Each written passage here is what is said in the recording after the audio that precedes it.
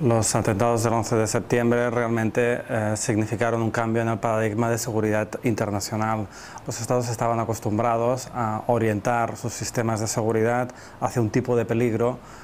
más tradicional, como eran las tradicionales relaciones entre los Estados, que podían ser más o menos críticas. Desde el 11 de septiembre hasta ahora, todos los planes de seguridad estratégica elaborados tanto por los Estados Unidos como por la Unión Europea como por otros estados han puesto en su eje de atención lo que sería la prevención y la persecución de distintas formas de terrorismo internacional, principalmente hasta hace poco lo que sería el terrorismo de origen islamista.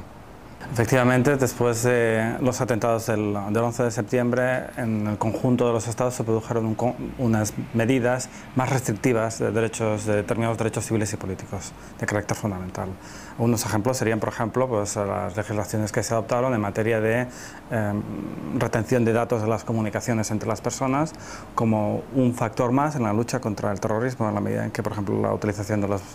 de Internet fue uno de los elementos clave en la articulación de los atentados terroristas del 11S y de otros atentados posteriores. Otras limitaciones de los derechos fundamentales fueron las que se produjeron, por ejemplo, en la base de Guantánamo y las detenciones ilegales, interrogatorios con tortura, etcétera, que fueron autorizados, permitidos, consentidos o silenciados, digamos, por las autoridades públicas, tanto en Estados Unidos como en Europa. Es de esperar que algunas de estas medidas bajen en su intensidad. Otras seguirán siendo necesarias, como por ejemplo el control de las comunicaciones para la obtención de datos en la lucha contra el terrorismo y como he dicho antes, pues las medidas más extremas, por ejemplo la autorización de torturas o las detenciones ilegales, etcétera. Lo más lógico es que hayan ido disminuyendo en estos últimos años y que desaparezcan en el futuro. Sus informes son bastante claros, señalan situaciones a nivel europeo, a nivel americano y en otros países en las que se han excedido los límites señalados por las convenciones internacionales que existen en estos momentos de protección de los derechos humanos. Su función de denuncia de estas situaciones es un factor más que servirá para devolver a su situación más ordinaria algunas de estas violaciones extremas de los derechos fundamentales. El terrorismo internacional, especialmente el de origen islamista, ha llegado aquí para quedarse durante un largo tiempo. Ya han pasado 10 años, pero sigue existiendo células con una cierta organización y unos objetivos políticos que actúan de forma periódica, cometiendo actos terroristas. El foco de su actividad se ha trasladado del mundo occidental, que es lo que hace estallar un poco la sensación de inseguridad. Es esperable que gracias a los avances en materias de seguridad de los estados occidentales sean cada vez menos los atentados terroristas graves que se produzcan pues, en los Estados Unidos o en el territorio europeo, pero si nos fijamos en estos 5 últimos años, la actividad terrorista islamista sigue funcionando de forma bastante sistemática y grave en otros países. Podría ser Pakistán, por ejemplo, Irak por la situación de inseguridad que se crea después de la agresión de los Estados Unidos,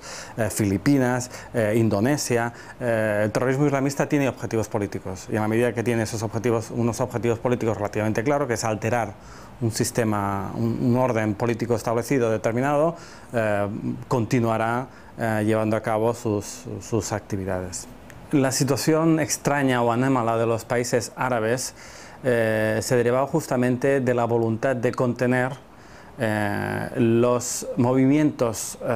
políticos islamistas desde los finales de los años 80, que tenían como objetivo derrocar los sistemas despóticos que llevaban perviviendo en estos estados árabes desde su descolonización. Entonces, ahora la cuestión que se plantea es en qué medida el nuevo orden político que emane de esas rebeliones internas que se han producido pues, en Argelia y en Siria en estos momentos, en qué medida va a dar cabida a movimientos islámicos organizados que operen de una forma pacífica y que acepten unas reglas de juego de carácter democrático. O sea, el riesgo es que dentro de lo que es ese grupo, esos grupos rebeldes en estos estados que ahora pueden ir asumiendo el poder, no se instalen otros regímenes despóticos de otro signo, que sería de signo islamista, que esto